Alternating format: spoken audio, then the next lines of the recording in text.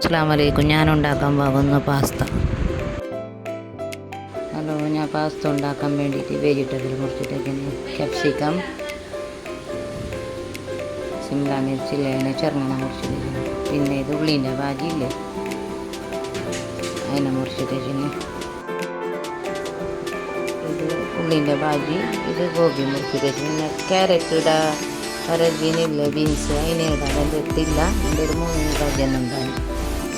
പിന്നെ ഒരു സൈഡിൽ ഞാൻ ഇത് വെച്ചിന് കടായി, അത് കുറച്ച് എണ്ണ വീക്കണം. പിന്നെ പച്ചമുളകും വെളുത്തുള്ളിയില്ലേ ഇത് ഉണക്കിലോ അരച്ചിട്ട് വെള്ളം ഒഴിക്കാതെ അതിനിടണം. പിന്നെ ഞാൻ മുട്ട ഉണ്ടാക്കുന്ന കോഴിയിടാം.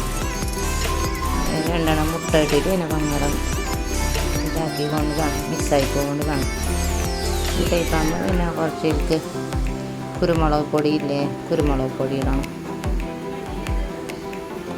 ഇതിട്ടിട്ട് നല്ല മിക്സായി പിന്നെ മുട്ടൻ്റെ മണം മാറിയ പിന്നെ ഇല്ലേ ക്യാപ്സിക്കമും ഉള്ളിൻ്റെ ഭാജിയും ഗോപിയും അതിനിട്ടിട്ട് അങ്ങനെ മിക്സാക്കണം. പിന്നെ ഉപ്പിടണം, ഉപ്പിട്ടിട്ട് മിക്സാക്കണം. മിക്സാക്കിയ പിന്നെ ഇത് അജിനോമോട്ട ഇല്ലേ ചൈനീസ് ഉപ്പ് അതിനിടണം 1 സ്പൂൺ.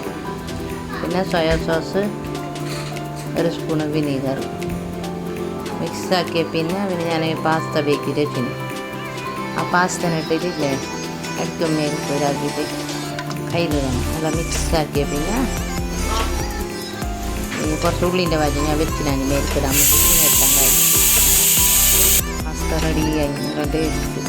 ഞാൻ കോയില്ലാതെ ഉണ്ടാക്കാം, കോയിൻ്റെതും ഉണ്ടാക്കാം.